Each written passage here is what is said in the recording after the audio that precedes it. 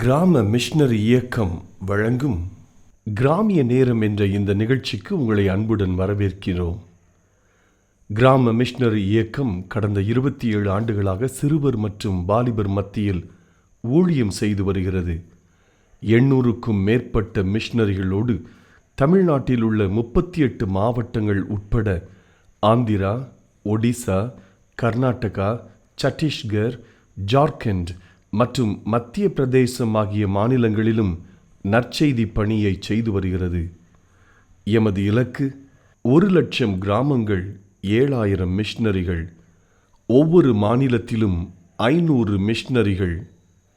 எமது தரிசனம் என் ஆட்டுக்குட்டிகளை மேய்ப்பாயாக என்ற வசனத்தின்படி கிராமங்களில் உள்ள சிறுவர் மற்றும் வாலிபர்களை கிறிஸ்துவுக்குள் வழிநடத்தி அவர்கள் மூலம் கிராமங்களை சுவிசேஷ மயமாக்குதல், சந்திக்கப்படும் சிறுவர் மற்றும் வாலிபர்களை நாளைய தலைவர்களாகவும் ஊழியர்களாகவும் உருவாக்குதல், ஒவ்வொரு கிறிஸ்தவரையும் ஆத்தும ஆதாயம் செய்கிறவராக மாற்றுதல்.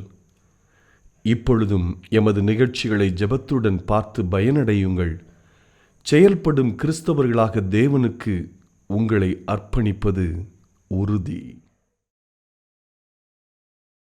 ஹலோ நேயர்களே, உங்ககிட்ட ஒரு நிமிஷம் பேசலாமா? ஒரு பணக்கார வாலிபர் ஒரு காஸ்ட்லியான கார்ல போயிட்டு இருந்தாரு. கார்ல போயிட்டு இருக்கும் போது திடீர்னு பிரேக் டவுன் ஆயிடுச்சு கார். உடனே அவர் காரை சரி பண்ண ஆரம்பிச்சாரு. ஒவ்வொரு நட்டா பார்த்தாரு, எல்லாமே கரெக்டா தான் இருந்தது. அந்த கார்ல என்ன பிரச்சனைன்னே அவருக்கு தெரியல. ரொம்ப நேரம் ட்ரை பண்ணி பார்த்ததுக்கு அப்புறம் ஒரு வயதானவர் வந்து, நான் அந்த காரை சரி பார்க்கட்டுமா அப்படின்ட்டு கேட்டாரு. அந்த வாலிபன் மனசுல நினைச்சாரு, நான் இவ்வளவு நேரம் ட்ரை பண்ணி பார்த்துட்டேன், ஒண்ணுமே நடக்கல, இந்த வயதானவர் வந்து என்ன பண்ண போறாரு அப்படின்ட்டு நினைச்சாரு. 5 மினிட்ஸ்ல அந்த காரை சரி பண்ணிட்டாரு. அந்த வயதானவர்கிட்ட அந்த வாலிபன் கேட்டா, எப்படி இவ்வளவு ஃபாஸ்டா சரி பண்ணிட்டீங்க? வயதானவர் என்ன சொன்னாரு தெரியுமா? அந்த காரை கண்டுபிடிச்சதே நான் தான். இதே மாதிரிதான் நம்ம வாழ்க்கையிலயும் நம்மளுக்கு ஏதாவது பிரச்சனை, கேள்வி, குழப்பங்கள் இப்படி எது வரும்போதுனாலும் நம்ம மனுஷங்கிட்ட போய் கேட்கிறோம். ஆனா அவங்க எல்லாம் உங்களை படைக்கலங்க, ஏசப்பா தான் உங்களை படைச்சாங்க. உங்களுக்கு இருக்க ஒவ்வொரு கொஸ்டின்ஸ்க்கும் ஏசப்பால மட்டும்தான் பதில் சொல்ல முடியும். நீங்க செய்ய வேண்டியதெல்லாம் ஏசப்பா கிட்ட ப்ரே பண்ண வேண்டியதுதான். ஹலோ நேயர்களே, உங்ககிட்ட ஒரு நிமிஷம்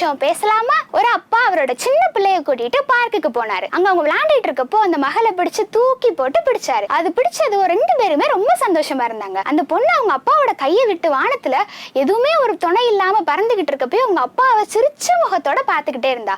ஏன் தெரியுமா? எப்படியும் என்னோட அப்பா என்னை பிடிச்சிருவாங்கிற நம்பிக்கை தான். அவங்க அப்பாவும் என் மக எங்கேயுமே பார்க்காம என் முகத்தையே பாக்குறாளேன்னு ரொம்ப சந்தோஷப்பட்டாரு. அதே போலதான் அடுத்த நிமிஷம் என்ன ஆகும் நம்மளுக்கு தெரியாது. ஆனா நைட்டு நம்ம தூங்க போறப்போ நம்ம அலாம் செட் பண்ணிட்டு படுக்கிறோம்ல, எப்படி நம்ம நம்பிக்கையா இருக்கும்?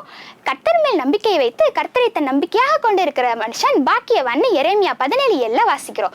இது போல கர்த்தர் மேல நம்பிக்கையா இருந்தோம்னா ஆண்டவர் நம்மளை எப்பயுமே பாதுகாப்பா பார்த்துக்கொள்வார். நம்மளும் கர்த்தர் மேல நம்பிக்கையா இருப்போமா? ஹாய் ஃப்ரெண்ட்ஸ், என் பேரு ஜெனினா ஷாரன். நான் 2nd ஸ்டாண்டர்ட் படிக்கிறேன்.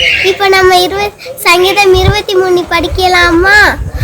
கர்த்தர் என் மேய்ப்பராய் இருக்கிறார், நான் தாழ்ச்சி அடையேன். அவர் என்னை புல்லடுகள் மேய்த்து அமர்ந்த தண்ணி அடையில் கொண்டு போய் விடுகிறார். தம்முடைய நாமத்தின் நிமித்தம் நீதியின் படையில் நடத்துகிறார். நான் மண்ணில் பள்ளத்தாக்கில் நடந்தாலும் பொல்லாப்புக்கு பயப்படேன். தேவரீர் என்னோடு இருக்கிறீர், உமது கோலும் உம்முடைய தடியும் என்னை தேற்றும். என் சத்துருக்கள் முன்பாக எனக்கு ஒரு பண்டிகை ஆயத்து கட்டி கொடுத்து என் தலை எண்ணெயால் அபிஷேகப்படுத்துகிறேன். என் பாத்திரம் நிரம்பி வழிகிறன. ஜீவனுள்ள நாளெல்லாம் நன்மையும் குறைபதை என்னை தொடரும். நான் கர்த்தருடைய வீட்டில் நீடித்த நாட்களாய் நிலைத்திருப்பேன். ஃப்ரெண்ட்ஸ், இப்போ நம்ம வசனம் கற்றுக்கிட்டாச்சா? தேங்க்யூ ஃப்ரெண்ட்ஸ், பாய். சங்கீதம் 116. கர்த்தரின் பட்சத்தில் இருக்கிறார், நான் பயப்படேன். மனுஷன் எனக்கு என்ன செய்வான்? தேங்க்யூ. ஹாய் ஃப்ரெண்ட்ஸ், எல்லாரும் நல்லா இருக்கீங்களா? என் பேர் தான் ஜெசினா ஹரன். நான் 4th ஸ்டாண்டர்ட் படிக்கிறேன். இப்போ நம்ம சங்கீதம் 1வது சங்கீதம் படிப்போமா? துன்மார்க்கருடைய ஆலோசனை நடவாமலும் பாவிரர் வழியில் இல்லாமலும் பரியாசக்காரர் உட்காரும் இடத்தில் உட்காராமலும் கர்த்தருடைய வேதத்தில் பிரியமாயிருந்து இரவும் பகலும் அவருடைய வேதத்தில் தியானமாயிருக்கிற மனுஷன் பாக்கியவான். அவன் நீர்க்கால்களில் ஓரமாய் நடப்பட்டு தன் காலத்தில் தன் கனியை தந்து இலை உதிராத மத்தை போல் இருப்பான். அவன் செய்வதெல்லாம் வாய்க்கும். துன்மார்க்கரோ அப்படி இராமல் காற்று பறக்கடிக்கும் பறதை போல் இருப்பார்கள். ஆகையால் துன்மார்க்கர் நியாய தீர்ப்பிலும் பாவிகள் நீதிமானுடைய சபையிலும் நிலை நிற்பதில்லை. கர்த்தர் நீதிமான் வழியை அறிந்திருக்கிறார், துன்மார்க்கரோ வழியோ அழியும். இப்ப நம்ம வசனம் கத்துச்சா? பாய். இயேசுவின் செல்லங்கள். கேத்தரின் மிஸ்ஸி, நான் 3rd ஸ்டாண்டர்ட் படிக்க சங்கீதம் என்ற வசனம் சொல்ல போகிறேன். எனக்கு ஒத்தாசை வரும் பர்வதங்களுக்கு நேராக என் கண்களை ஏறியிருக்கிறேன். வானத்தையும் பூமியும் உண்டாக்கின கர்த்தரிடத்திலிருந்து எனக்கு ஒத்தாசை வரும். உன் காலை தள்ளாட விட்டார், உன்னை காக்கிறவர் உறங்கார். இதோ இஸ்ரவேலை காக்கிறவர் உறங்குவதுமில்லை தூங்குவதுமில்லை. பாருங்க, கிறிஸ்தவர்கள்னாலே ஆண்டவருக்காக செயல்படுகிறவர்கள் தான் கிறிஸ்தவர்கள். பாருங்க, 2 கற்பனை இருக்குதுங்க. ஒன்று என்ன, முழு இருதயத்தோடும் முழு ஆத்மாவோடும் முழு பலத்தோடும் அவர் மேலே அன்பு கூறணும், ஆண்டவரை நேசிக்கணும். உங்கள் மாவட்டத்தினுடைய எழுப்புதலுக்கு நீங்கள் தானே ஜெபிக்கணும். அல்லேலூயா. உங்கள் மாவட்டத்தில் எழுப்புதல் வருவதற்கு நீங்கள் கருத்தாய் ஜெபிங்க. உங்கள் ஜெபத்தை கேட்டு ஆண்டு பதில் கொடுப்பார். இயேசு கிறிஸ்துவின் இனிய நாமத்தினாலே கிராம மிஷனரி இயக்க குடும்பத்தின் சார்பாக இந்த கிராமிய நேரம் என்ற நிகழ்ச்சிக்கு உங்களை அன்போடு கூட வரவேற்கிறேன். எனக்காக ஊழியத்திற்காக நீங்கள் ஒவ்வொரு நாளும் குடும்பமாக நீங்கள் ஜெபிக்கிறீர்கள் என்று கர்த்தருக்குள் நான் நம்புகிறேன். உங்களுடைய ஜெபங்கள் எல்லாம் கேட்டு ஆண்டவர் ஊழியத்தின் எல்லைகளை விரிவாக்கி கொண்டே இருக்கிறார். முழுநேர ஊழியக்காரர்கள் சுமார் 800க்கும் அதிகமான முழுநேர ஊழியர்கள் இந்த ஊழியத்தை செய்து வருகிறார்கள். இன்னும் வட மாநிலத்தில் அடுத்து ஒரு 5 ஆண்டுகளிலே 500 மிஷனரிகளை எல்லா மாநிலத்திற்கும் அனுப்ப வேண்டும் என்று சொல்லி நாங்கள் முயற்சித்து வருகிறோம். குஜராத் மாநிலத்திலிருந்து ஒரு 20 மிஷனரிகளை நாங்கள் தத்தெடுத்திருக்கிறோம். கர்நாடக மாநிலத்திலிருந்து ஒரு 20 மிஷனரிகள், இன்னும் ஆந்திரா, ஒரிசா, சத்தீஸ்கர், மகாராஷ்டிரா, ஜார்க்கண்ட், பஞ்சாப் இந்த மாநிலங்களெல்லாம் சர்வே ஒர்க்கை செய்து ஆண்டவருக்காக எழுப்பி நிற்கிற அநேக ஊழியக்காரர்களை எழுப்பி வருகிறோம். ஒருவேளை இன்னும் இந்தியா முழுவதிலும் 7000 மிஷனரிகளை உருவாக்க வேண்டும் என்று சொல்லி ஒரு இலக்கு வைத்திருக்கிறோம். இதற்கெல்லாம் நீங்கள் கருத்தாய் ஜெபியுங்கள். ஒவ்வொரு கிறிஸ்தவர்களுக்கும் எழுப்புதலில் ஒரு பங்கு இருக்குதுங்க. ஒன்றும் முழுநேர ஊழியர்களாக நீங்கள் எல்லாம் வந்துடணும். இல்லையா, உங்களுடைய பிள்ளைகளை முழுநேர ஊழியர்களாக அனுப்பணும். அதுவும் இல்லையா, உங்கள் குடும்பத்தின் சார்பாக ஒரு முழுநேர மிஷனரிக்கு நீங்கள் காணிக்க கொடுக்கணும். மிஷனரி பிள்ளைகளை நீங்கள் தத்தெடுத்து படிக்க வைக்கலாம். ஏதாங்கிலும் ஒரு விதத்தில் உங்கள் பங்கை நிறைவேற்ற வேண்டும். இன்னும் ஆண்டு எங்களுக்கு சொல்லிக் கொடுத்த பெரிய தரிசனத்தின்படி 120 மிஷனரிகளை வருடந்தோறும் இந்த தமிழ்நாட்டிற்கென்று உருவாக்க வேண்டும், ஒவ்வொரு மாநிலத்திற்கென்று உருவாக்க வேண்டும். அந்த 120 மிஷனரிகள் தங்கியிருந்து ஊழியம் செய்வதற்கென்று 60 மிஷனரி வீடுகள் கட்டப்பட வேண்டும் என்று ஆண்டவர் சொல்லியிருக்கிறார். சுனேமியால் எலிசா தங்குவதற்கென்று ஒரு அறை கட்டுவது போல இன்றைக்கு அநேக மிஷனரிகள் உருவாக்கப்படுவதற்கென்று ஒரு 2 மிஷனரிகள் தங்குவதற்கு ஒரு அறை வீதமாக 60 மிஷனரி வீடுகள் கட்டப்பட வேண்டும். ஒருவேளை இந்த செய்தியை கேட்கிற நீங்களும் சுனேமியாளை போன்ற 60 பேர்கள் எழும்பும்படி நீங்கள் ஜெபியுங்கள். உங்கள் ஜெபத்தை கேட்டு ஒரு மிஸ்டர் வீட்டுக்கு 2 லட்சம் ரூபாய் செலவாகும். 2 லட்சம் ரூபாய் கொடுக்குற ஒரு 60 பேர்களை ஆண்டவர் எழுப்பி தர வேண்டும். கட்டட ஆயத்த வேலைகளை நாங்கள் செய்து வருகிறோம். இன்னும் அநேகரை எழுப்பும்படி நீங்கள் ஜெபித்து கொள்ளுங்கள். உங்கள் ஜெபத்தை கேட்டு ஆண்டவர் கட்டாயம் அற்புதங்களை செய்வார். ஆமென். அல்லேலூயா.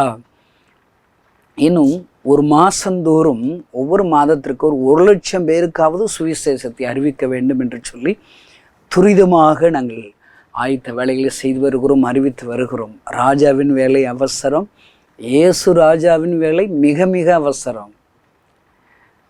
தேவையுள்ள கிராமங்கள் இன்னும் அநேகம் இருக்கிறது. நம்ம எங்களிடத்தில் இருக்கிற மிஷனரிகளை எல்லாம் சேர்த்து கொண்டு குழுவாக 1 லட்சம் பேர்களுக்கு சுவிசேஷத்தை அறிவிக்க வேண்டும். ஒரு 1000 கிராமத்தை ஒவ்வொரு மாதமும் தத்தெடுத்து அங்கு ஊழியம் செய்ய வேண்டும் என்று சொல்லி கருத்தோடு பெரிய ஒரு இலக்கோடு ஊழியம் செய்கிறோம். இதற்கெல்லாம் நீங்கள் ஜெபியுங்க. ஒரு கைப்பிரதிக்கு 1 ரூபா ஆகும். அல்லேலூயா. 1 லட்சம் கைப்பிரதிக்கு 1 லட்சம் ரூபா ஆகும். அந்த தேவைகள் சந்திக்கப்படும்படி நீங்கள் ஜெபித்து கொள்ளுங்கள். துரிதமாக ஊழியம் செய்வதற்கு அது உதவியாக இருக்கும். அல்லேலூயா. இந்த செய்தியை கேட்குற நீங்கள் ஏதோ ஒரு மாவட்டத்தில் இருக்கிறவங்க தாங்க. உங்கள் மாவட்டத்தினுடைய எழுப்புதலுக்கு நீங்கள் தானே ஜெபிக்கணும். அல்லேலூயா. உங்கள் மாவட்டத்தில் எழுப்புதல் வருவதற்கு நீங்கள் கருத்தாய் ஜெபிங்க. உங்கள் ஜெபத்தை கேட்ட ஆண்டு பதில் கொடுப்பார். அல்லேலூயா. எப்பொழுதும் தேவனுடைய வார்த்தைக்கு நேராக கடந்து செல்ல போகிறோம். இன்றைக்கு உங்களோடு கூட பேசும்படி ஆண்டவருடைய சமூகத்தில் ஜெபித்த போது ஆண்டவர் சிறையிருப்பில் கிறிஸ்தவர்கள். ஆமென். பாருங்கள், கிறிஸ்தவர்கள்னாலே ஆண்டவருக்காக செயல்படுகிறவர்கள் தான் கிறிஸ்தவர்கள். பாருங்கள், 2 கற்பனை இருக்குதுங்க. ஒன்று என்ன, முழு இருதயத்தோடும் முழு ஆத்மாவோடும் முழு பலத்தோடும் அவர் மேலே அன்பு கூறணும், ஆண்டவரை நேசிக்கணும். நீங்கள் நேசிக்கிறீங்க, நான் நேசிக்கிறேன். அல்லேலூயா. சர்ச்சுக்கு போகிறோம், வார்த்தைகளை கேட்குறோம், அவரை கனப்படுத்துகிறோம், காணிக்க கொடுக்குறோம், நல்லது. அது முதல் கற்பனைக்கு நம்ம கீழ்ப்படிஞ்சிட்டோம். ஆனால் 2வது கற்பனை என்ன, உன்னை போல் பிறரை நேசிக்கணும். ஆமென். நான் இயேசுவை அறிஞ்சுக்கிட்டேன், இயேசுவோட அன்பு ருசி பார்த்துட்டேன். அப்போ என்ன செய்யணும், இன்னும் மற்றவர்களும் அதுபோல் ருசி பார்க்குறதுக்கு நாம் ஏதாயிலும் செய்யணும். அதுதான் 2வது கற்பனை. முதல் கற்பனை கீழ்ப்பிடிக்கிற கிறிஸ்தவ கூட்டம் பயங்கரமாக இருக்குதுங்க. ஞாயிற்றுக்கிழமையில் பைபிள் அப்படி கொண்டுட்டு தெருவில் நடக்கிறவர்களெல்லாம் ஈஸியாக பார்க்க முடிகிறது. கூட்டம் கூட்டமாக போகிறாங்க, நல்லது, அது நல்லது. ஆனால் 2வது கற்பனைக்கு கீழ்ப்படுகிறவர்கள் இன்றைக்கு எத்தனை பேர்கள் இருக்கிறார்கள். அதையெல்லாம் மறந்துட்டாங்க, அதையெல்லாம் போதிக்கப்படுறதே இல்லை. 2ஆம் கற்பனை கீழ்ப்படிதல்லாம் என்ன, அவர்கள் புறஜாதிகள் ரட்சிக்கப்படுவதற்காக ஜெபிக்க வேண்டும், புறஜாதிகள் ரட்சிக்கப்படுவதற்கு செயல்பட வேண்டும், உங்களுடைய பங்கை நீங்கள் செலுத்தணும். அல்லேலூயா. பாருங்கள், எதிரே இருக்க கிராமங்கள் பாழாய் போயிருக்கிறது. அதுக்கு ஆண்டவர் சொல்லுறது, தெபோரளாகிய நான் தாயாக எழும்பளவும் கிராமங்கள் பாழாய் போயின்னு. ஆண்டோடைய வார்த்தை பார்த்தீங்களா? ஒரு தெபோரால் எழும்பினா போதும், கிராமங்கள், ஒரு கிராமம் கிடையாது, கிராமங்கள். அருமையான இந்த செய்தி கேட்கிற சகோதரி, நீங்கள் தெபோராலாக எழும்பணும், உங்கள் பங்கு அது. 2ஆம் கற்பனை கீழ்ப்படியணும்னு சொன்னால் அந்த தெபோராலாக தாயாக நீங்கள் எழும்பணும். பாருங்கள், ஆண்டவர் ஒவ்வொருவரையும் ஒரு பங்காக தெரிஞ்சிருக்கிறார். எழுப்புதலில் ஆண்டவர் தெரிஞ்சிருக்கிறார். ஆனால் அவங்கெல்லாம் இப்போ எங்கே இருக்கிறாங்க? ஆண்டவர்கிட்ட கேட்டால் ஆண்டவர் என்ன தெரியுமா சொல்கிறார், அவங்க எல்லாம் சிறைச்சாலையில் சிறையிருப்பில் இருக்கிறாங்க. ஆமென். அருமையான கிறிஸ்துவ நண்பனே, இயேசுவுக்காக உன்னுடைய பங்கை நீ செய்யலைன்னா எழுப்புதல் தாமதமாகும். அடிக்கடி யோசிக்கிறேன், வனாந்திரமான ஒரு இடத்துல ஆயிரக்கணக்கான ஜனங்களுக்கு பிரசங்கம் பண்ணுறார். 3 நாள் பிரசங்கம் முடிவில் அவங்கள சும்மா அனுப்ப மனசு இல்லை. எப்பயுமேங்க ஆண்டவரை நம்பி வந்தவங்களும் சும்மா அனுப்பிவிடவே மாட்டாருங்க. இந்த கணேசன் ஏசப்பாவை ஏற்றுக்கொண்டேன், என்னை சும்மா விட்டாரா? பாருங்க, லட்சங்களுக்கு பிளஸ்ஸிங்காக பயன்படுத்துகிறாருங்க. நான் ஒன்றும் பெரிய பணக்காரனா, அறிவாளியா? என் பிரசங்கத்தை கேளுங்க, நான் டெப்த்தாக பிரசங்கம் பண்ணுறேன். ஒன்றும் கிடையாதுங்க. என்ன ஏசப்பா கைகளை ஒப்பு கொடுத்தேன், ஆண்டவர் என்னை பிளஸ் பண்ணுறார், என்னை சும்மாவே விடலைங்க. 3 நாள் ஆண்டோடைய வார்த்தைகளை கேட்டு இவங்கள சும்மா அனுப்பிவிட மாட்டேங்கிற. இன்றைக்கி இப்போ வார்த்தையை கேட்குறீங்களா? இவ்வளோ நேரம் ஒதுக்கி இந்த வார்த்தைகளை கேட்குறீங்களா? என் கூட சேர்ந்து ஜெபம் பண்ணால் உங்களுக்கு சும்மா விட்டுருவாருங்க. இன்றைக்கி ஒரு வல்லம் உங்களை தொடுங்க. இன்றைக்கி ஒரு ஆசீர்வாதம் உங்கள் வீட்டுக்கு வரும், உங்கள் பிள்ளைகள் வாழ்க்கையில் வரும், உங்கள் பிஸ்னஸில் வரும், உங்களுடைய திருச்சபை ஊழியத்தில் வருங்க. அதாங்க ஆண்டவர். பாருங்கள், இவங்களுக்கு எல்லாம் சாப்பாடு கொடுக்கணும்னு சொல்கிறாரு, சீசர்கள்ட்ட சொல்கிறாரு. அவங்க எல்லாம் ஆளாளுக்கு சாக்கு போக்கு சொல்கிறாங்க. பாருங்கள், இன்றைக்கி எழுப்புதல் தாமதமாவதற்கு காரணமே சாக்கு போக்கு சொல்கிற கிறிஸ்தவங்க தான். ஆண்டவர் சொல்கிறார், எப்பா வெகு நேரம் ஆயிடுச்சு, இவ்வளோ பணத்துக்கு எங்கே போக? அட அறிவுகட்ட சீசர்களே, அங்கே ஏசப்பா சொல்கிறாரு. அவர் சொன்னார்னா ஒரு விஷயம் இருக்குங்க, ஒரு பிளான் வச்சுருப்பாருங்க. நமக்குங்க அவர் சொல்கிறதில்ல கன்ஃபியூஸ் மாதிரி இருக்கும். ஆனால் அதை நம்ம வெளிக்கொடுத்தக்கூடாது. அவர் சொன்னார்னா சரியாக தான் இருக்கும். ஒரு கல்யாண வீட்டில் திராட்சை ரசம் குறைஞ்சி போச்சு. அவர் என்ன சொல்லுவார், 6 கச்சாடிகளை, சும்மா கிடக்கிற கச்சாடிகளை வைப்பாங்கிற. ஆண்டவரை உள்ள ரசம் குறைஞ்சி போச்சு, நீங்கள் வெளியில் சும்மா கிடக்கிற தூக்கி எரிஞ்ச கச்சாடிகள்லாம் வைக்க சொல்கிறேன். எதுக்கு? கேள்வி கேட்கக்கூடாது. அவர் சொல்கிறத செஞ்சிடணும்.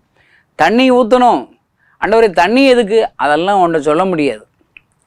கன்ஃபியூஸாக தான் இருக்கும். அவர் சொல்கிறத செய்ய வேண்டியதானுங்க. இன்றைக்கி ஏங்க எழுப்புதல் இல்லை? சொல்கிறத மட்டும் நம்ம செய்கிறது இல்லைங்க. சபைகள் செய்கிறதில்ல, ஊழியக்காரங்க செய்கிறதில்ல, கிறிஸ்தவங்க செய்கிறதில்ல. சிம்பிள் 2 கற்பனைங்க. இந்த 2 கற்பனை உள்ள கிறிஸ்தவங்க இருந்தால் போதுங்க. அல்லேலூயா. பாருங்க, ஆண்டவர் உங்கள்கிட்ட என்ன இருக்குன்னு கேட்குறாரு. 5 அப்பம் 2 மீன். சரிதா, அவ்வளோதாங்க. ஆண்டவர் கைகளை கொடுத்தா ஆயிரங்கள் ஆண்டவரை அறிந்து கொள்ளுகிறது. அல்லேலூயா. இந்த கணேசன் ஏசப்பா கைகளில் நான் இருக்கிற பிரகாரமே அர்ப்பணிச்சேங்க. ஆண்டவர் லட்சங்களுக்கு பிரயோஜனமாக மாற்றுகிறார்.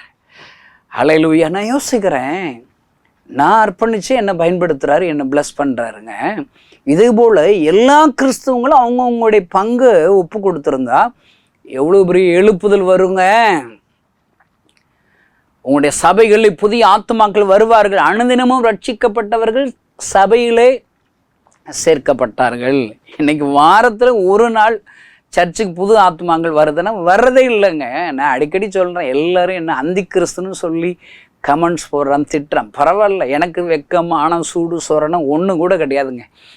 என்ன வேணாலும் திட்டிக்கிட்டாலும் எனக்கு ஒன்றுமே வராது. ஏன்னா நான் செத்த பாம்புங்க. ஏன்னா நான் ரட்சிக்கப்பட்ட ஊழியக்காரன்.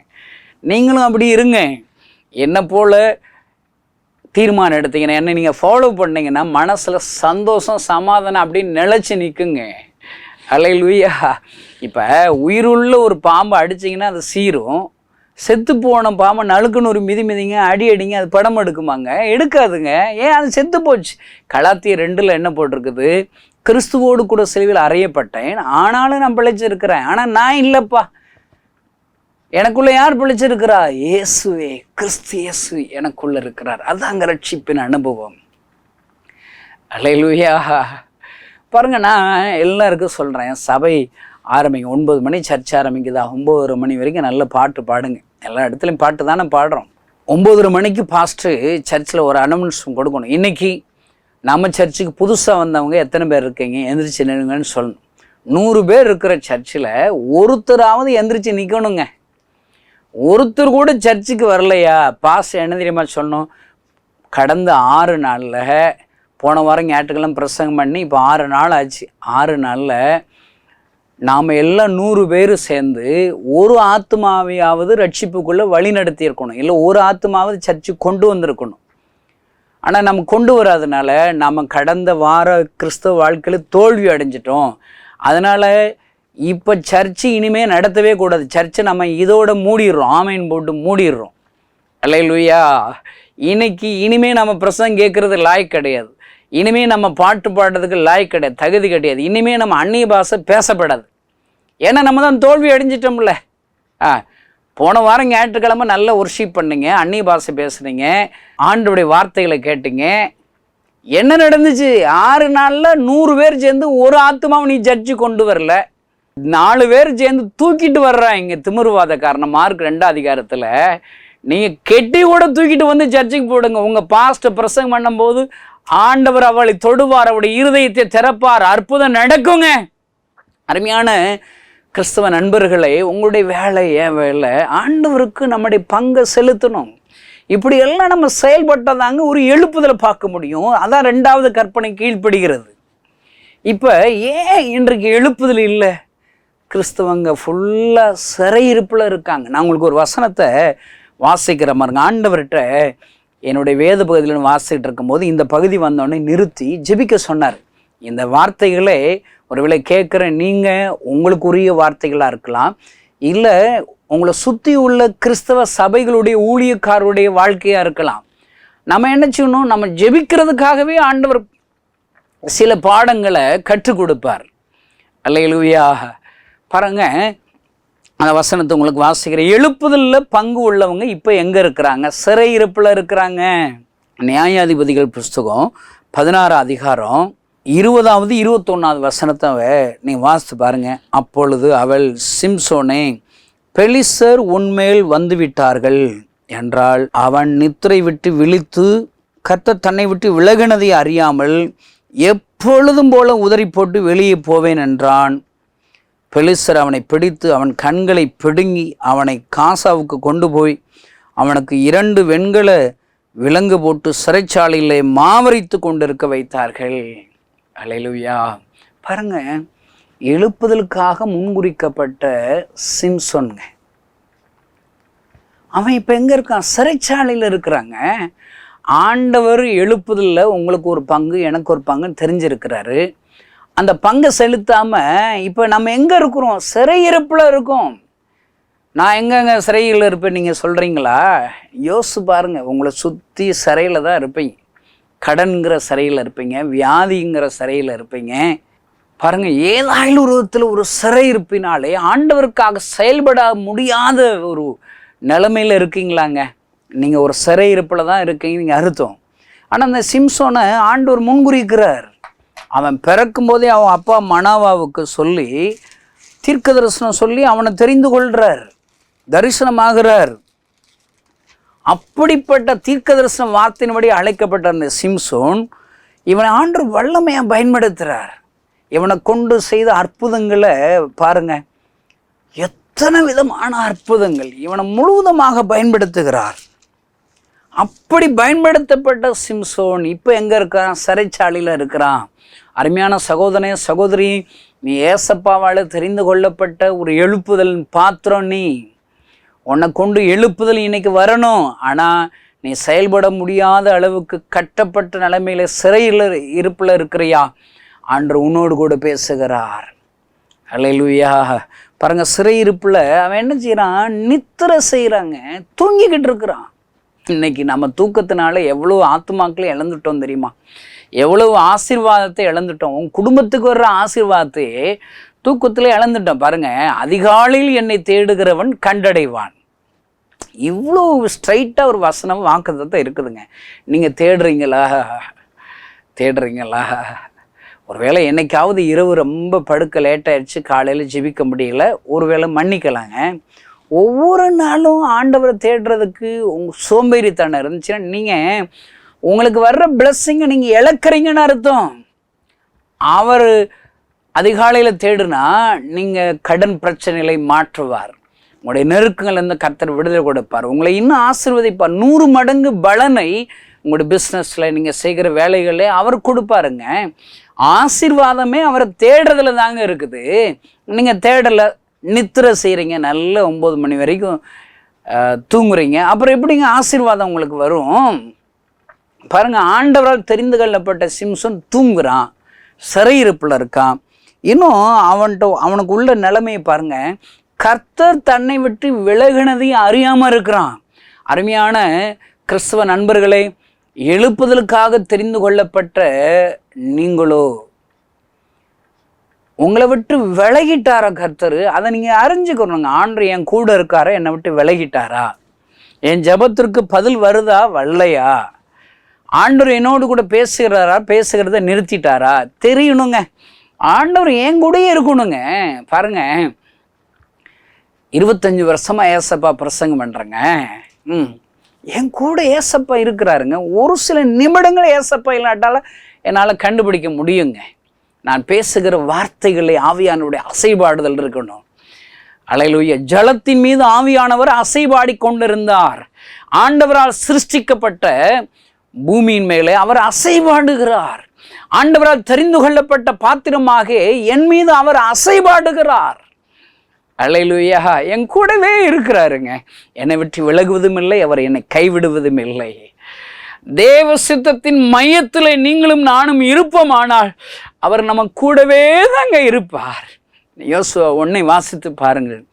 மோசஸ் ஆண்டோடைய சமூகத்தில் எடுத்துக்கொள்ளப்பட்டு விட்டான். இழப்புகளோடு கூட இருக்கிற யோசுவா கலக்கத்தோடு பயத்தோடு இருக்கிறான்.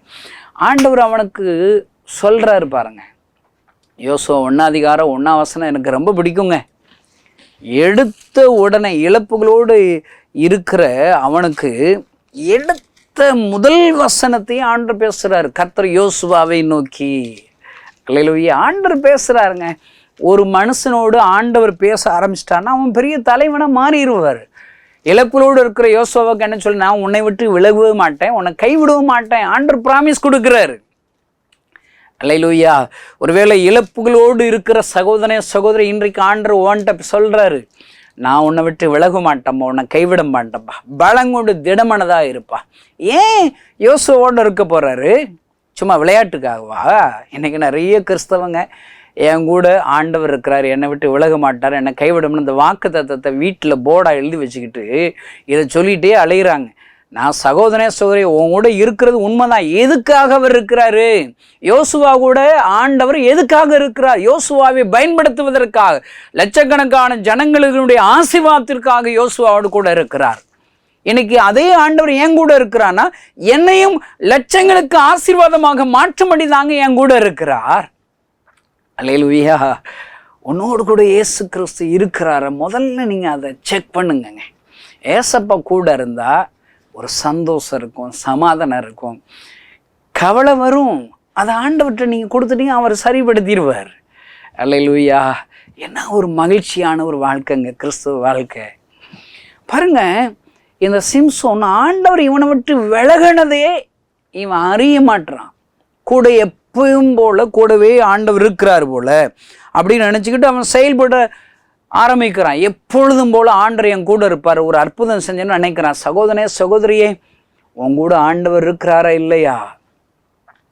நீங்கள் ஒவ்வொரு நாளும் அதை நீங்கள் அறிய ட்ரை பண்ணுங்க. நீங்கள் ஆண்டவரிடத்தில் எதுக்கு ஜெபம் பண்ணுறீங்களோ இல்லையோ, நீங்கள் என்ன தெரியுமா, முக்கியமாக ஜெபிக்க வேண்டிய ஒரு ஜெப குறிப்பு என்ன தெரியுமாங்க? ஆண்டவரே என்னை விட்டு விலகிறாதீங்கப்பா. உங்கள் கூட விலகாமல் அவர் இருக்குன்னா நீங்கள் பாவம் செய்யக்கூடாதுங்க, அவர் துக்கப்படுத்தக்கூடாதுங்க, அவரை அள வைக்கக்கூடாதுங்க.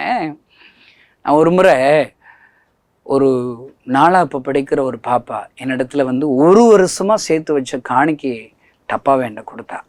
சொன்னா, ஏசப்பா அழுகிறாருன்னு சொன்னீங்களே, இன்னைக்கு நான் ஊழியம் செய்கிற காரணம் ஏசப்பா என் கண்ணீரை துடைச்சாரு. என் கண்ணீரை துடைச்சி ஏசப்பா இன்னைக்கும் அழுது கொண்டே இருக்கிறார். இந்த கண்களினால் அவர் அழுகிற இந்த முகத்தை பார்க்கிறேன்.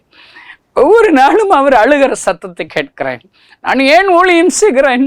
என் கண்ணீரை துடைத்தவருடைய கண்ணீரை நான் துடைக்க வேண்டும். இதைத்தான் எல்லா இடங்களிலும் நான் பிரசங்கிக்கிறேன். இதே போல ஒரு பிரசங்கத்தை அந்த சிறுபிள்ளை கேட்டு சொல்கிறேன். ஏசப்பா அழுறான்னு சொன்னீங்களே, நான் 1 வருஷம் அவருடைய கண்ணீரை துடைக்கிறதுக்கு நான் 5 காசு 10 காசாக உண்டியில் சேர்த்து வச்சு தாங்க அப்படின்னு கொடுத்தா. அதில் 86 ரூபாய் இருந்துச்சுங்க. பாருங்க, அப்போ அவங்க வீட்டோடைய நிலைமை என்ன தெரியுமா? அவங்க சாப்பாடு கூட கஷ்டப்படுற ஒரு குடும்பம். 1 கிலோ அரிசி 3 ரூபா தாங்க. ஆனால் அவள் 86 ரூபா 1 வருஷத்தில் சேர்த்து வச்சுட்டா பாருங்க. என்னால் ஆச்சரியம், நம்பவே முடியவில்லை.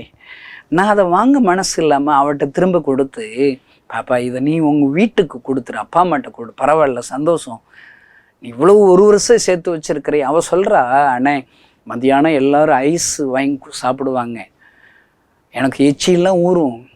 நான் என்ன செய்வேன், ஏசப்பா அழுறாருல, நம்ம ஐஸு சாப்பிடக்கூடாதுன்னு அதை பாக்கெட்டில் பத்திரமா வச்சு உண்டியில் போட்டுருவேன். எவ்வளோ தியாகமாக சேர்த்து வச்ச பணம் காணிக்கங்க. அது நான் அதை வேண்டான்னு சொல்லிட்டேங்க. பாருங்கள், அந்த நிமிடத்துல இருந்து என்ன நடந்துச்சுன்னே தெரில. அந்த பாப்பாவை பார்த்து காணிக்க திரும்ப கொடுத்துட்டு வீட்டுக்கு வந்துட்டேன். தேவ பிரசன்னத்தை உணர முடியவில்லை, மகிமையை உணர முடியவில்லை. என்னுடைய வார்த்தைகளில் வல்லமை இல்லை, ஜெபத்தில் கூர்மை இல்லை. சத்தியத்தை வாசிக்கும் போது கருப்பு வெள்ளை எழுத்து போல தான் எனக்கு தெரியுது. அதில் இருக்கிற புதைபொருள்கள் எனக்கு வெளிப்படவில்லை. ஏதோ ஒரு தவறு நடந்து விட்டது, ஆண்டவர் என்னை விட்டு விலகி விட்டார், ஏதோ துக்கமாகி விட்டார் என்று சொல்லி நான் யோசிக்கிறேன். என்ன செஞ்சோம்? ஏதாவது கண்களினால் பாவம் செஞ்சிட்டோமா? தவறான மிகைப்படுத்தி பேசிட்டோமா? பெருமையாக பேசிட்டோமா? யோசி பார்க்குற ஒன்றும் பலப்படலை. இரவு ஆகிறது, ஆண்டோடைய பிரசன்னத்தை உணரவில்லை. ஆண்டோடைய சமூகத்தில் முழங்கால் பிடிட்டு, ஆண்டவரே ஏன் என் கூட பேச மாட்டேறீங்க சொல்லுங்கன்னு சொல்லி ஜெபிச்சப்ப ஆண்டவர் சொல்கிறாரு, எனக்காக கொடுத்த காணிக்கை டப்பாவை நீ ஏன் திரும்ப கொடுத்த? அதை என் ஊழியத்துக்குள்ள செலவழிக்கணும். அவன் என் கண்ணீரை துடைப்பதற்காக ஆத்தும அரவணைக்காக கொடுத்த காணிக்கை நீ எப்படி திரும்ப கொடுக்கலாம்? பாருங்க, இது ஒரு தவறு என்று என்னோட கூட சின்ன தவறு செய்யும் போது ஆண்டவர் துக்கமாகி என்னை விட்டு விலகுகிறார். என்ன ஆண்டவரிடத்தில் மன்னிப்பு கேட்டேன். ஆண்டவரை, இனி எந்த காணிக்கைனாலும் நான் வாங்கி ஜெபமணி வாங்கிக்கிறேன், அது உங்கள் நாம மகிமைக்கா ஜெபித்து தான் செலவழிப்பேன் என்று சொல்லி பொருதனை செய்தேன். ஐயா, அருமையான கிறிஸ்தவ நண்பர்களே, ஒரு சிறிய தவறு ஊழியக்காரன் நான் செய்யும்போது என் ஆண்டவர் என்னை விட்டு விலகுவாரானால் நீங்கள் எவ்வளோ பாவம் செய்கிறீங்க. சிம்சோனை விட்டு ஆண்டவர் விலகுகிறாள். காரணம், அவன் ஆண்டவருக்கு முன்பாக செய்த பாவம். என் ஆண்டவரை விட்டு விலகி இருக்கிறான். அடுத்து பாருங்க, அவன் கண்கள் பிடுங்கப்பட்டிருக்குது. நிறைய ஊழியக்காரங்க கண்கள், சபைகளுடைய கண்கள் கிறிஸ்தவருடைய தரிசன கண்கள் பிடுங்கப்பட்டுச்சுங்க. நீங்க ஆண்டவரோடு கூட பிரயாணம் செய்யும் போது உங்களை எப்படி ஒப்பு கொடுத்தீங்க? பெரிய ஒரு தரிசனம் வச்சிருந்தீங்க சகோதரனை, பெரிய ஒரு தரிசனம் வச்சிருந்தீங்க சகோதரி, அதையெல்லாம் நீங்க இழந்துட்டீங்களா? உங்கள் கண்கள் பிடுங்கப்பட்டிருக்குன்னு அர்த்தம். பாருங்க, வெண்கல விலங்கு போட்டு சிறைச்சாலையில கட்டப்பட்டிருக்கிறான், மாவரித்து கொண்டிருக்கிறான் சிம்சோன். எழுப்புதலுக்காக முன்குறிக்கப்பட்ட அந்த சிம்சோன் சிறைச்சாலையில மாவரித்து கொண்டிருக்கிறான், கண்கள் பிடுங்கப்பட்ட நிலைமையில இருக்கிறான், கட்டப்பட்டுள்ள நிலைமை இருக்கிறான். என் ஆண்டவர் என்னை விட்டு விலகினதை அறியாதவனாக அவன் இருக்கிறான். அருமையான சகோதரன், இன்றைக்கு ஆண்டவர் சொல்லுகிறார், நீயும் அப்படித்தான் இருக்கிறாயோ? ஒருவேளை அவன் தன்னுடைய நிலைமையை அறிந்து கடைசியாக ஒரே ஒரு நிமிடம் ஜெபிக்கிறான். அந்த ஜெபத்திற்கு என் ஆண்டவர் பதில் கொடுக்கிறார். ஐயா, அவன் ஆண்டவரை விட்டு விலகினதினால் கண்கள் பிடுங்கப்பட்ட நிலைமையிலே சிறைச்சாலையிலே மாவரித்து கொண்டிருக்கிற அந்த சிம்சோன் அநேகருக்கு வேடிக்கை பொருளாக மாறிவிட்டான். அங்கே சபையார்கள்லாம் கூடி இருக்கிறாங்க ராஜ அரண்மனையில். அவனை கொஞ்சம் கூட்டுவாங்கப்பா, கொஞ்சம் வேடிக்கை காமிக்கட்டும். இன்னைக்கு இருக்கிற நிறைய ஊழியக்காரங்க கொஞ்சம் ஜாலியாக இருப்பான், அவரை கூட்டு வந்தால் கொஞ்சம் பாட்டு பாடி டான்ஸ் ஆடுவார். ஊழியக்காரனை வேடிக்கை பொருளாக மாற்றி விட்டார்களே. லட்சங்களுக்கு ஆசீர்வாதமாக மாற வேண்டிய சிம்சோன்கள் ஜனங்களை சந்தோஷப்படுத்துகிற பிரசங்கம் செய்யும்படி மாறிவிட்டார்களே. கிறிஸ்தவ நண்பர்களே, சிம்சோன் மனம் திரும்பி கடைசியாக ஒரே ஒரு நிமிடம் ஜெபிக்கிறான். அந்த ஒரே ஒரு நிமிட ஜெபத்திலே என் ஆண்டவர் அவனுக்கு பதில் கொடுக்கிறார். ஐயா, அல்லேலூயா. நான் உங்களுக்காக அதை வாசிக்கிறேன். பாருங்க, நீங்கள் நியாயாதிபதிகள் 16ஆம் அதிகாரம் வாசிக்கிட்டே இருக்கும்போது 28ஆம் வசனத்தில், அப்போது சிம்சோன் கர்த்தரனுக்கு கூப்பிட்டு, கர்த்தராய் ஆண்டவரே, நான் என் 2 கண்களுக்காக ஒரே திருவையாய் பெலிஸ்தர் கைகளை பழிவாங்கும் அடிக்கு இந்த ஒரு விசை மாத்திரம் என்னை நினைத்தருளும், தேவனை பலப்படுத்தும் என்று சொல்லி ஜெபிக்கிறார். என்னுடைய ஜெபத்தை கேட்டு ஆண்டவர் பதில் கொடுக்கிறார். பராக்கிரமசாலியாக மறுபடியும் அவனை நிரப்பி அவனை பயன்படுத்துகிறார். அத்தனை அற்புதங்களை செய்து சிம்சோனை பயன்படுத்துகிறார். அப்போ எப்படிப்பட்ட நிலைமையில் இருந்தாலும் இப்போ ஒரு சின்ன ஜெபம் மனம் திரும்புதலோடு நொறுங்குவதலோடு கூட இந்த ஒரு விஷயம் இன்னொரு விஷயம் என்னை நினைத்தலும் என்று ஜெபித்த சிம்சோனை ஜெபத்திற்கு பதில் கொடுப்பாரானால் நீங்கள் ஜெபியுங்கள் ஐயா. மனம் திரும்பி பாவரிக்கை செய்து உங்களை ஒப்பு கொடுத்து நீங்கள் ஜெபம் பண்ணுங்க. மறுபடியும் உங்கள் தரிசன கண்களை உங்களுக்கு தருவார். உங்கள் சிறையிருப்புகளை ஆண்டவர் மாற்றுவார். அல்லேலூயா. ஆண்டவர் உங்களோடு கூட அவர் தங்குவார் ஐயா. அந்த ஆண்டவர் தான் உங்களோடு கூட பேசி கொண்டிருக்கிறார். கண்களை மூடி நாம் ஜெபிப்போமா? பரலோகத்தில் இருக்கிற எங்கள் அன்பு தகப்பனே, எழுப்புதலுக்காக முன்குறிக்கப்பட்ட சிம்சோனாக இந்த செய்தியை கேட்கிற யாரெல்லாம் இருப்பார்களோ அவர்களுக்காக நான் ஜெபிக்கிறேன். சிம்சோன் மனம் திரும்பி ஜெபித்த போது அவருடைய ஜெபத்திற்கு பதில் கொடுத்தது போல இப்பொழுது யாரெல்லாம் மனம் திரும்பி நொறுங்குண்ட இருதயத்தோடு பாவர்க்கு செய்து ஜெபிக்கிறார்களோ அவளை நினைத்தருளுவீராக. அவர்கள் எந்த காரியத்தில் அற்புதம் வேண்டும் என்று ஜெபிக்கிறார்களோ அந்த அற்புதத்தை செய்வீரா. கடன் பிரச்சனைகள் மாறட்டும், வியாதிகள் சுகமடையட்டும், இழந்தவிகள் திரும்ப இயேசுவின் நாமத்தினாலே வருவதாக. வல்லமை இவளை தொடுவதாக. அநேக சாட்சிகளை எழுப்பும் இயேசுவின் நாமத்தினால் பிதாவே. இந்த செய்தி நிச்சயமாக உங்களை செயல்பட தூண்டிருக்கும் என விசுவாசிக்கிறோம். நீங்களும் எங்களோடு இணைந்து தேவனுக்காக ஏதாவது செய்ய விரும்புகிறீர்களா? கீழ்கண்ட எங்களது ஊழிய திட்டத்திற்காக ஜெபிக்க முன்வரலாமே. தமிழ்நாடு மற்றும் பிற மாநிலங்களிலும் ஆலயம் கட்ட தேவையாய் உள்ள 1000 கிராமங்களில் இடம் வாங்கி ஆலயம் கட்டப்பட ரூபாய் 5 லட்சமோ அல்லது அதில் ஒரு பகுதியோ கொடுத்து ஆலயம் கட்டி கொடுப்போர் எழும்ப ஜெபியுங்கள். சூனேமியால் எலிசாவுக்கு ஒரு அறை வீட்டை கட்டி கொடுத்தது போல புதிய மிஷனரிகள் தங்கி பயிற்சி எடுப்பதற்கு ரூபாய் 2 லட்சம் கொடுத்து ஒரு மிஷனரி வீட்டை கட்டி கொடுப்போர் எழும்ப ஜெபியுங்கள். நாம் சந்திக்கும் வாலிபர்கள் மற்றும் ஆரம்ப விசுவாசிகளை கிறிஸ்துவுக்குள் வளரச் செய்ய ரூபாய் 300 கொடுத்து முழு வேதாகமும் வாங்கி கொடுப்போர் எழும்ப ஜெபியுங்கள். நாம் பணி செய்யும் 8 மாநிலங்களிலும் உள்ள 880 மிஷனரிகளை மாதந்தோறும் ரூபாய் 10,000 கொடுத்தோ அல்லது இயன்ற காணிக்கையை கொடுத்தோ தாங்குவோர் எழும்ப ஜெபியுங்கள். தமிழ்நாடு மற்றும் பிற மாநிலங்களிலும் துரிதமாக சுவிசேஷம் அறிவிக்கவும் பின்தொடர் பணிக்காகவும் சுவிசேஷ வாகனங்கள் வாங்கிக் கொடுப்போர் எழும்ப ஜெபியுங்கள். தங்கள் வாலிப மற்றும் சிறு பிள்ளைகள் ரட்சிக்கப்பட, அபிஷேகிக்கப்பட மற்றும் இயேசுவுக்கு சாட்சியுள்ள பிள்ளைகளாக வளர கண்மணி பிள்ளைகள் இயேசுவுக்காக திட்டத்தில் தங்கள் பிள்ளைகளை இணைக்கிற பெற்றோர்கள் எழும்ப ஜெபியுங்கள். இந்தியா முழுவதிலும் இன்னும் துரிதமாக நம் மிஷனரி பணிகள் நடக்க மாதந்தோறும் அல்லது வருடத்திற்கு ஒரு முறையாவது ரூபாய் 1000 கொடுத்து எழுப்புதல் விரும்பும் பங்காளர் திட்டத்தில் இணைகிற அநேகர் எழும்ப ஜெபியுங்கள். மேலும் எங்களோடு தொடர்பு கொள்ள விரும்பினால் திரையில் காணும் எங்கள் முகவரியும் குறித்துக் கொள்ளுங்கள். கிராம மிஷனரி இயக்கம், தபால் பெட்டி எண் 51, விருதுநகர் 626001. இந்த நிகழ்ச்சியையோ அல்லது எங்கள் ஊழியத்தையோ நீங்கள் தாங்க விரும்பினால் எங்கள் தொலைபேசி எண்ணை குறித்துக் கொள்ளுங்கள். 7378000444. கர்த்தர் தாமே உங்களை ஆசீர்வதிப்பாராக.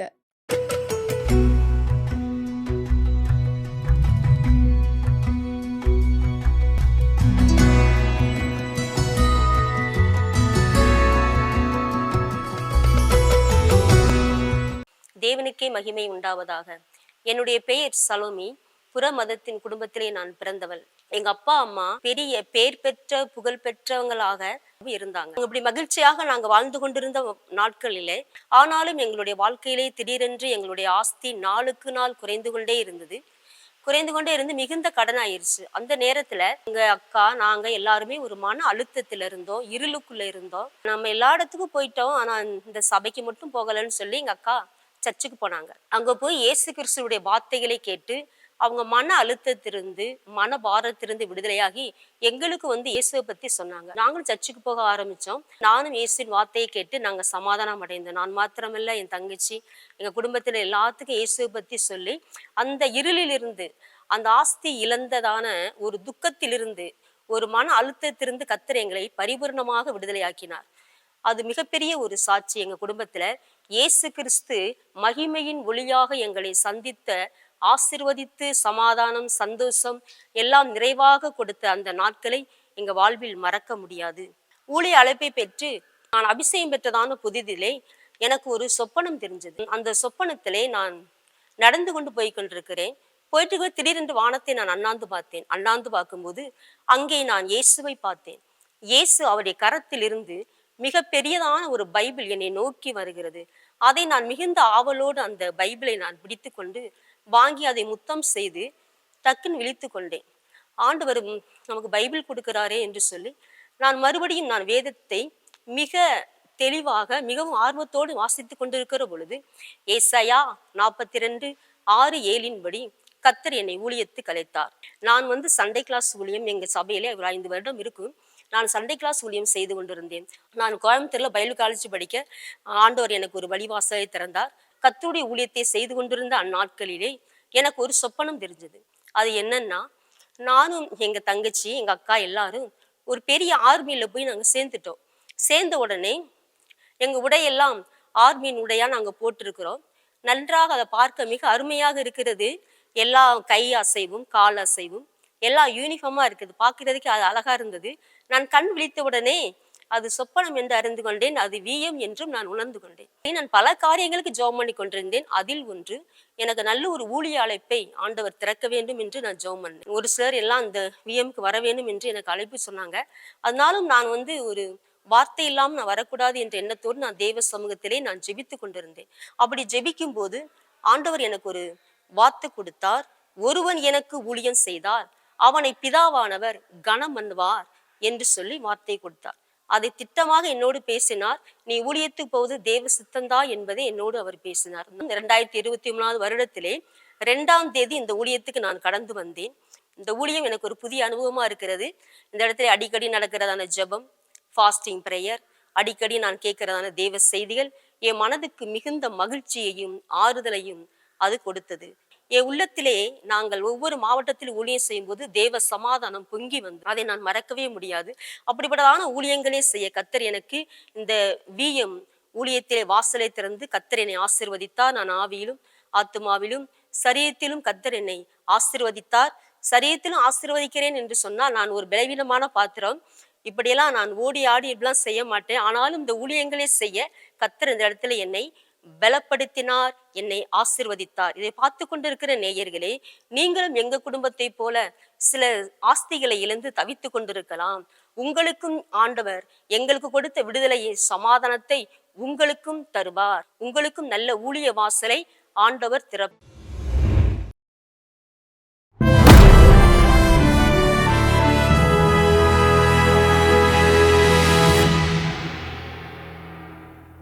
ஒருவேளை இது வரைக்கும் நான் ஃபுல்லாக பைபிள் படிக்கலை, எனக்கு ஃபுல்லாக அவருக்கு படிக்கணும்னு ஆசையாக இருக்குது, ஆனால் படிக்க முடியலையே அப்படின்னு யோசிச்சிங்கன்னா ஒரு ஈஸி ஃபார்முலா சொல்லித்தரேன். பைபிளில் உள்ள அதிகாரங்கள் எத்தனை இருக்குன்னு மொத்தம் ஒரு கால்குலேட் பண்ணி கூட்டி கழித்து வகுத்து பார்த்தீங்கன்னா ஒரு சிம்பிள் மேக்ஸ். ஒரு நாளைக்கு 13 அதிகாரம் வாசித்தா 3 மாதத்தில் பைபிள் முடிச்சிடலாம். இவ்வளோ தான். ஒரு நாளைக்கு எத்தனை அதிகாரம்? 13 அதிகாரங்கள் வாசித்தா 3 மாதத்தில் பைபிள் முடிச்சிடலாம்.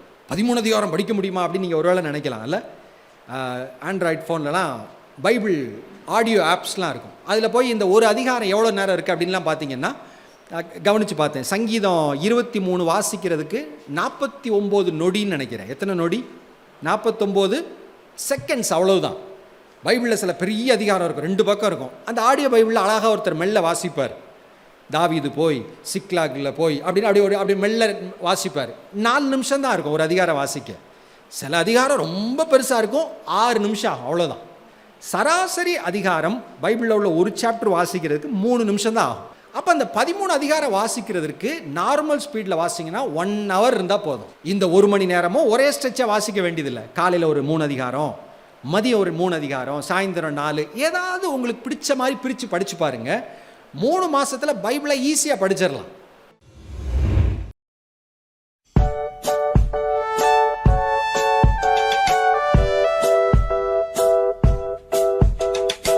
ஹலோ குட்டீஸ், ஆண்டவராகிய இயேசு கிறிஸ்து நாமத்தினாலே என்னுடைய அன்பின் வாழ்த்துக்களை தெரிவித்துக் கொள்கிறேன். உங்களெல்லாம் பார்க்கறதுல மிகுந்த மகிழ்ச்சி. அண்ணே இன்றைக்கி ஒரு சூப்பரான பாட்டு உங்களுக்கு சொல்லித்தர போகிறேன். இந்த பாட்டு பைபிளில் இருக்குது. அந்த பைபிள் சம்பவத்தை ஒரு பாட்டாக எழுதி வச்சுருக்கோம். பாட்டை நீங்கள் கேட்டு பயனடைங்க. இதன்படி நீங்கள் வாழ்ந்தீங்கன்னா ஏசப்பா பிள்ளையா நீங்கள் சந்தோஷமாக இருக்கலாம். பாடலாமா? அப்பா பேச்சை கேட்காத தம்பி போனான் ஐயா ஃப்ரெண்ட்ஸு பேச்சை நம்பி.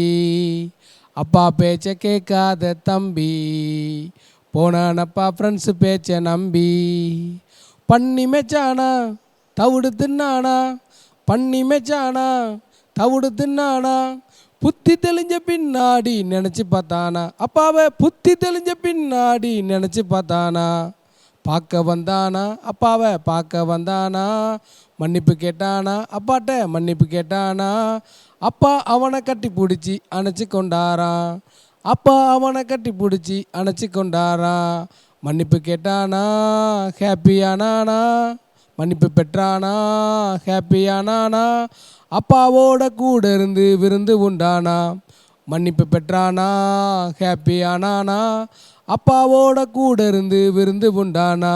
சொன்ன பேச்சு கேட்டு நட தம்பி, சொர்க்கம் உனக்கு சொந்தமாகும் தம்பி. சொன்ன பேச்சை கேட்டு நட தங்கச்சி, சொர்க்கம் உனக்கு சொந்தமாகும் தங்கச்சி. ஏசப்பா சொன்ன வார்த்தை கேட்டு நட தம்பி, சொர்க்கம் உனக்கு சொந்தமாகும் தம்பி. சொன்ன பேச்சை கேட்டு நட தங்கச்சி, சொர்க்கம் உனக்கு சொந்தமாகும் தங்கச்சி. பாருங்கள், அம்மா அப்பா பேச்சை கேட்டு நடக்கணும், டீச்சர் பேச்சை கேட்டு நடக்கணும், உங்கள் ஸ்கூலில் இருக்கிற உங்கள் மூத்த அண்ணன்மார் சொல்கிறதையும் கேட்டு நடக்கணும், உங்கள் அம்மா அப்பா சொல்கிறத கேட்டு நடக்கணும். அது மட்டும் இல்லை, சண்டே கிளாஸ் அண்ணன் சொல்கிற கதையும் கேட்டு நடக்கணும், சர்ச்சில் உங்கள் பாஸ்டர் சொல்கிறத கேட்டு நடக்கணும். அது மட்டும் இல்லாமல் பைபிளில் சொல்லப்பட்ட எல்லா வார்த்தையும் நீங்கள் கேட்டு அதன்படி செஞ்சு வாழ்ந்து வந்தீங்கன்னா நிச்சயமாக சொல்கிறேன், இந்த பரலோகம் உங்களுக்கு சொந்தமாயிரும். சரிங்களா தம்பி தங்கச்சி? நீங்கள் இந்த பாட்டை பாடி ஆக்ஷன் பண்ணி என்ஜாய் பண்ணுங்கள். இப்போ நமக்கு ஆக்ஷன் சொல்லித்தரதுக்காக ஜான் அண்ணன் வர போகிறாங்க. ஹலோ ஜான் அண்ணே, நல்லா இருக்கீங்களா? நல்லா இருக்கண்ணே, நீங்கள் எப்படி இருக்கீங்க? நல்லா இருக்கேன். இப்போ ஆக்ஷன் நீங்கள் சொல்லித்தரீங்களா? அப்பா பேச்சை கேட்காத தம்பி போனான் ஐயா ஃப்ரெண்ட்ஸு பேச்சை நம்பி. அப்பா பேச்சை கேட்காத தம்பி போனான் ஐயா ஃப்ரெண்ட்ஸு பேச்சை நம்பி. பண்ணி மெச்சானா தவிடு தின்னானா, பண்ணி மெச்சானா தவிடு தின்னானா, புத்தி தெளிஞ்ச பின்னாடி நினச்சி பார்த்தானா, புத்தி தெளிஞ்ச பின்னாடி நினச்சி பார்த்தானா, பார்க்க வந்தானா அப்பாவை பார்க்க வந்தானா, மன்னிப்பு கேட்டானா அப்பாட்ட மன்னிப்பு கேட்டானா, பார்க்க வந்தானா அப்பாவை பார்க்க வந்தானா, மன்னிப்பு கேட்டானா அப்பாட்ட மன்னிப்பு கேட்டானா, அப்பா அவனை கட்டி பிடிச்சி அணைச்சி கொண்டாராம், அப்பா அவனை கட்டி பிடிச்சி அணைச்சி கொண்டானாம், மன்னிப்பு பெற்றானா ஹாப்பியானானா, மன்னிப்பு பெற்றானா ஹாப்பியானானா, அப்பாவோட கூட இருந்து விருந்து உண்டானா, அப்பாவோட கூட இருந்து விருந்து உண்டானா, சொன்ன பேச்சை கேட்டு நட தம்பி, சொர்க்கம் உனக்கு சொந்தமாகும் தம்பி, சொன்ன பேச்சை கேட்டு நட தங்கச்சி, சொர்க்கம் உனக்கு சொந்தமாகும் தங்கச்சி. ஏசப்பா சொன்ன பேச்சை கேட்டு நட தம்பி, சொர்க்கம் உனக்கு சொந்தமாகும் தம்பி, சொன்ன பேச்சை கேட்டு நட தங்கச்சி, சொர்க்கம் உனக்கு சொந்தமாகும் தங்கச்சி. சூப்பர். இதே போல் நீங்கள் பாட்டு பாடி நல்லா ஆக்ஷன் பண்ணி என்ஜாய் பண்ணுங்கள். உங்கள் ஃப்ரெண்ட்ஸுக்கும் அந்த பாட்டை சொல்லித்தரங்க. Thank you so much.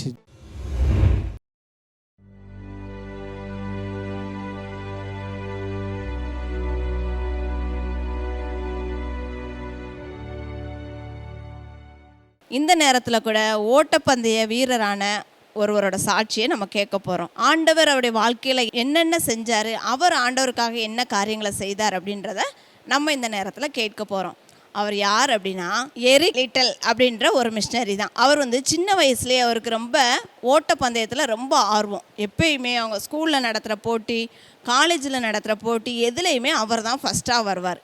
அப்போ என்ன ஆகுது அப்படின்னா, அவங்க அப்பா அம்மா டென்மார்க்கில் பிறந்தவங்க. அவங்க ஆண்டவரை பற்றி அறிவிக்கணுன்றக்காக சீனாவில் மிஷினரியாக ஊழியம் செஞ்சுட்டு இருந்தாங்க. அதனால எரிக்கு கூட அங்கே தான் பிறந்தார். பிறந்தாலும் அவருடைய ஆசை எல்லாமே ஓட்டப்பந்தயத்தில் தான் இருந்துச்சு. அங்கே இருக்கிற நாட்களில் சீன தேசத்தில் இருக்கும்போதும் ஸ்கூலுக்கு போனாலும் சரி, எப்பயுமே அவர் ஓட்டப்பந்தயத்தில் ஒரு பெரிய ஆளாகணும் அப்படின்றது அவருடைய ஏக்கமாக இருந்துச்சு. அப்போது அப்படி போய்கிட்டே இருக்கும்போது ஒரு நாள் ஒரு ஒலிம்பிக் போட்டி நடக்க போகுது.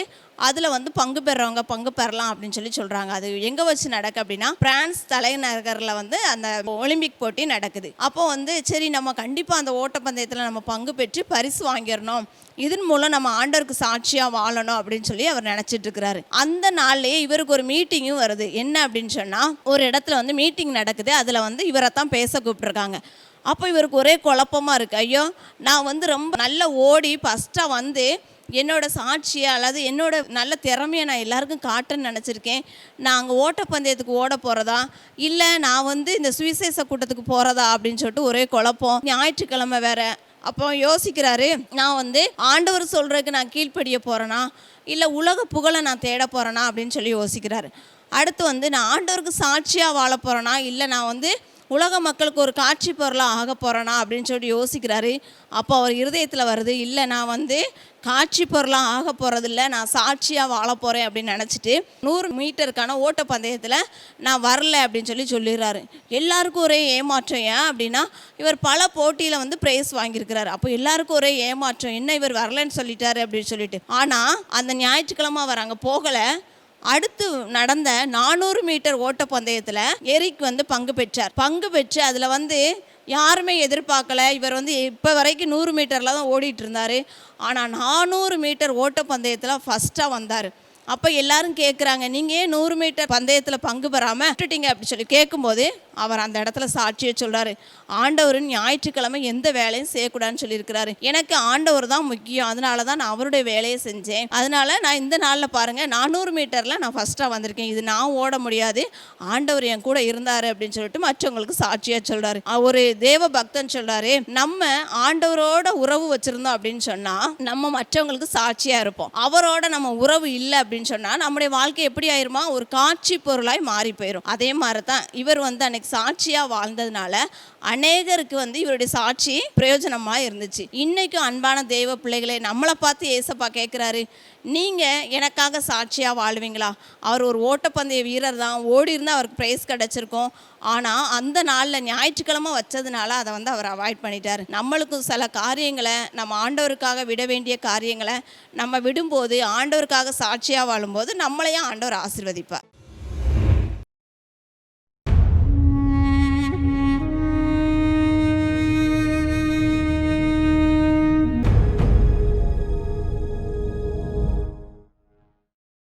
ஹலோ ஃப்ரெண்ட்ஸ், நல்லா இருக்கீங்களா? கதைனா உங்களுக்கு ரொம்ப தானே பிடிக்கும். நான் இப்போ ஒரு கதை சொல்ல போகிறேன், கேட்போமா?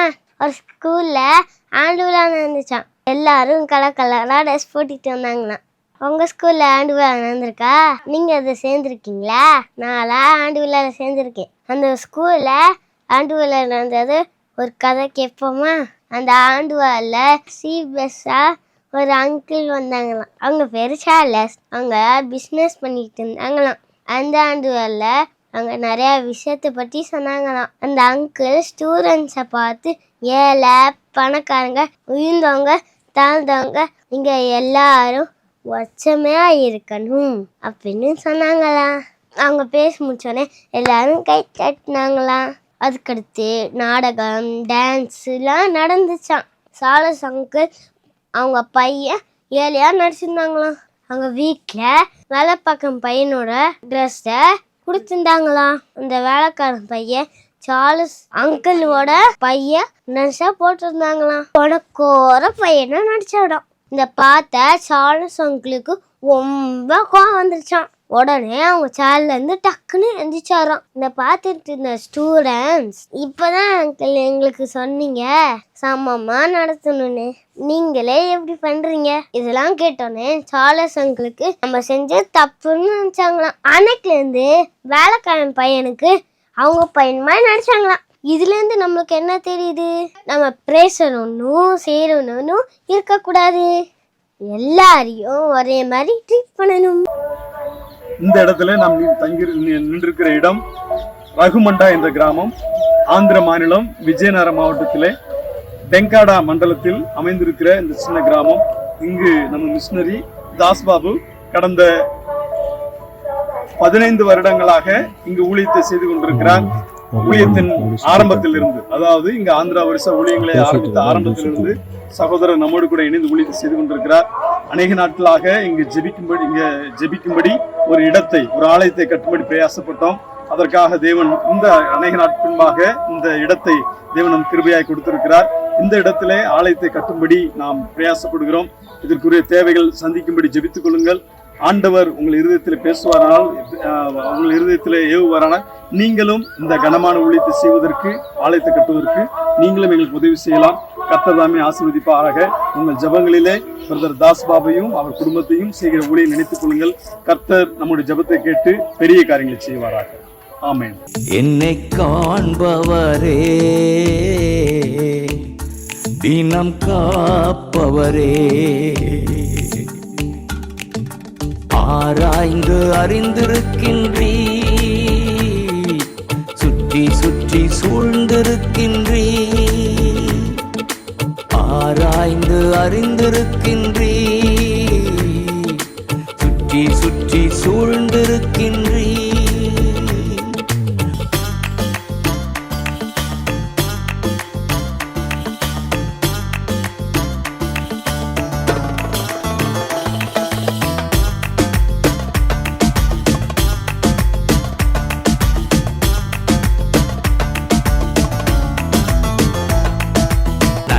ராஜா இயேசு ராஜா, நன்றி ராஜா இயேசு ராஜா, என்னை காண்பவரே, தினம் காப்பவரே. தேவனுக்காக நான் ஏதாவது செய்ய வேண்டும் என்று வாஞ்சியோடு இருக்கிறவர்களே, தேவன் என்னை பயன்படுத்தும் காலம் எப்போது என்று ஏங்கிக் கொண்டிருக்கிறவர்களே, இந்த வாய்ப்பு உங்களுக்கானது. நீங்கள் நன்கு எழுதும் தாளந்து பெற்றவர்களா? தேவன் கொடுத்த இந்த தாளந்து பிறருக்கு பயன்படாமல் இருக்கிறதே என்று கவலையோடு யோசிப்பவரா நீங்கள்?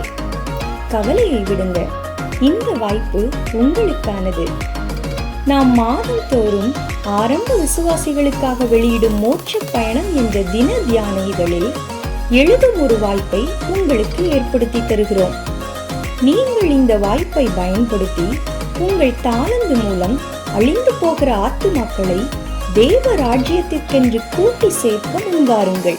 அதற்காக நீங்கள் செய்ய வேண்டியது, நீங்கள் ஜெபத்துடன் தியான பகுதி ஒன்றை ஆயத்தம் செய்து அதை A4 ஷீட்டில் 1.5 பக்கத்திற்கு குறையாமல் எழுதி எங்களுக்கு அனுப்பலாம்.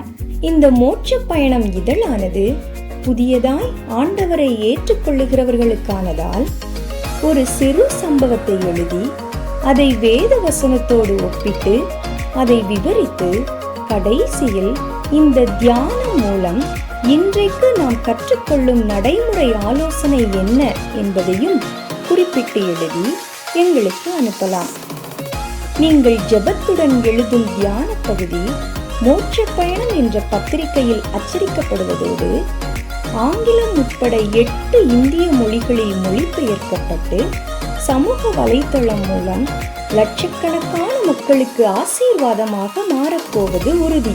நீங்கள் எழுதி அனுப்ப வேண்டிய முகவரி: கிராம மிஷனரி இயக்கம், தபால் பெட்டி எண் 51, விருதுநகர் 626001 என்ற முகவரிக்கு அனுப்பலாம். இதுவே அனுக்கிரக காலம், இதுவே இரட்சணிய நாள். ஆம், இதுவே உங்களுக்கான நேரம். விரைந்து செயல்படுங்கள். தேவனுக்கே மகிமை உண்டாகட்டும்.